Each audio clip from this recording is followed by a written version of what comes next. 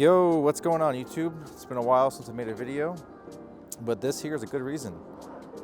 We are looking at Wedsport TC105Xs on Continental Extreme Contact Sports. The tire size is 265 35 18 and the wheels are 18 by 10. The front's on a 3mm spacer. I'll show you guys the 3/4 shot and then some of the fitment here.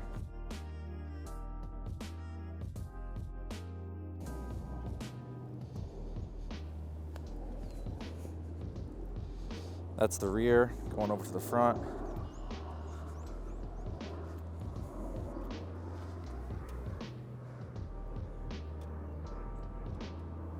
The front's at -3 degrees camber and the back's at -4, which is a little bit of a problem, because I don't want these tires to burn out. And we do have some rub in the rear actually. To run these wheels, you'll definitely need the rear fenders rolled. Big shout out to Ivan's Alignments up in New Jersey. He both dialed this car in, gave me some advice, some words of wisdom, but right now I like this fitment. I mean, the fitment to me, this is very picturesque.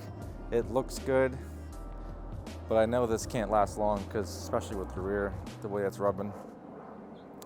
But yeah, also installed in this car recently that wasn't featured in the video, Whiteline front roll center kit, which essentially is ball joints and tie rods. My friends Nick and Dom pretty much did that whole install for me. But we tried it. Definitely not easy to do. I'm no professional, so don't take it from me, but really it's the ground clearance. This car is so freaking low. Working in a driveway kind of sucks. We have the Whiteline front center control kit, which is ball joints and tie rods. And then we have the Whiteline front and rear sway bar kit, which also includes end links, both front and rear. And I actually did that before I swapped the wheels, and I did it in the order of rear sway bar, front sway bar, tie rod and ball joints, and then the wheels. And shout out to my friend Nick and Dom. They pretty much carried me on the install that we did. Did some of it in the driveway, then the rest of it at their shop. They helped me out big time, so shout out to them if they're watching. Helped keep me busy with this car, I'll tell you that, because some of the installs definitely aren't easy. With the rear sway bar in, I didn't notice much of a difference. The front sway bar, however, I felt a significant difference in some turns and bends and handling bumps. But among all those parts that I just mentioned off, the front roll center kit though, that made the biggest difference in steering and handling. And the car is very low, so that car kind of resets the geometry of the control arms and the front suspension to be more like OEM. But that kit, if you're low and don't have that kit, 100% recommend that.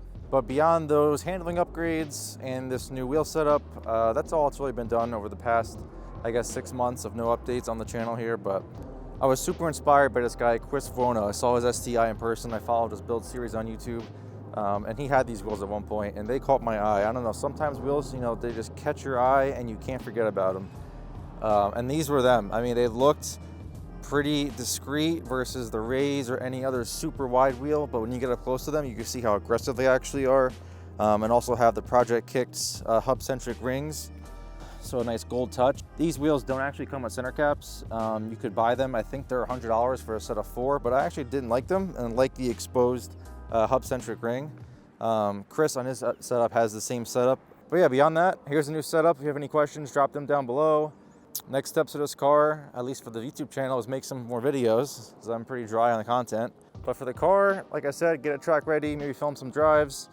But again, shout out to Nick and Dom for helping me install the parts. Shout out Ivan's Alignments for setting me up and for talking some sense into me, getting this car on the track. And I'll catch you guys in the next video.